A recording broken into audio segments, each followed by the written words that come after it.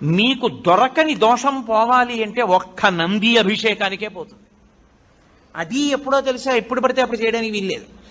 త్రయోదశి నాటి సాయంకాలం శివాలయంలో శివలింగానికి పొద్దున్న అభిషేకం అయిపోతుంది కాబట్టి అలంకారం చేసేసి రుద్రాధ్యాయంతో నందీశ్వరుడికి అభిషేకం చేస్తారు.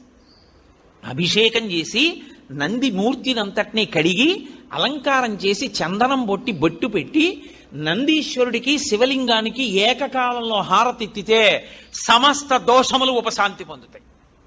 ఒక్క త్రయోదశి నాడే, ఇక ఇంకొక రోజు లేదు దానికి. దోష నివారణార్థం చేసేటటువంటి అభిషేకం నందీశ్వరుడికి ఉంది ప్రదోష వేళలో. జాతకంలో వచ్చేటటువంటి అంత గొప్ప గొప్ప దోషాల్ని కూడా నివృత్తి చెయ్యగలిగిన శక్తి ఎక్కడ పటమరిస్తుందంటే శివాలయంలో పటమరిస్తుంది. అందుకే త్రయోదశి అభిషేకము అంటారు. దానికి